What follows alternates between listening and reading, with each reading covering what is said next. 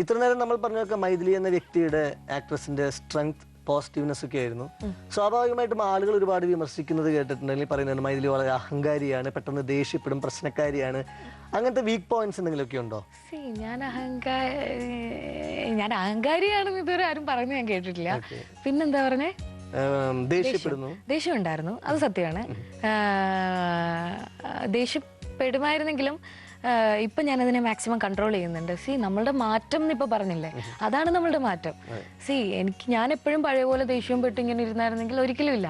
എനിക്ക് മനസ്സിലായി ഇതിലൊന്നും ഒരു കാര്യമില്ല, നമ്മളുടെ എനർജി വേസ്റ്റ് ചെയ്യാവുന്നേ ഉള്ളൂ. സോ ഇതിലൊന്നും ഒരു കാര്യമില്ല, നമ്മൾ വെറുതെ ഇമോഷണലായി കൊടുക്കേണ്ട കാര്യമില്ല. അതുകൊണ്ട് അതെല്ലാം വിട്ടു. ഇതുവഴി കേട്ടാലും എന്നെ ബാധിക്കുന്ന പ്രശ്നങ്ങളെ അല്ല.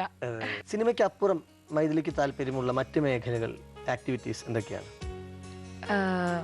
അപ്പുറം ഇപ്പുറം സിനിമ. അപ്പൊ 3 സിനിമയല്ലേ.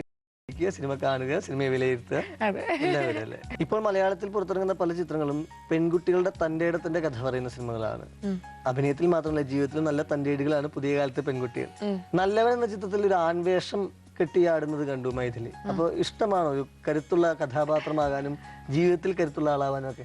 തീർച്ചയായിട്ടും. അങ്ങനെ ആയില്ലെങ്കിൽ പിന്നെ എന്താണ്? അതിപ്പം അതൊക്കെ റെയറായിട്ട് കിട്ടുന്ന ചാൻസാ. ഇപ്പം പലരും ചോദിക്കാറുണ്ട് അടുത്ത ജന്മത്തിൽ ഒരാണായിട്ടാണോ പെണ്ണായിട്ടാണോ. ഞാൻ ഹാപ്പിയാണ്, ഞാൻ പെണ്ണായിട്ട് തന്നെ ഹാപ്പിയാണ്. പിന്നെ എനിക്ക് എന്തുകൊണ്ട് ഞാൻ ആണായിട്ടാകണമെന്ന് ആഗ്രഹിക്കുന്നു? ഞാൻ പെണ്ണായിട്ട് ഹാപ്പിയാണ്. നമുക്ക് ലിമിറ്റേഷൻസും ഇതും വെക്കുന്നത് നമ്മൾ തന്നെയാണ്. ആണുങ്ങൾക്ക് എന്താ സ്വാതന്ത്ര്യം ഇല്ലേ?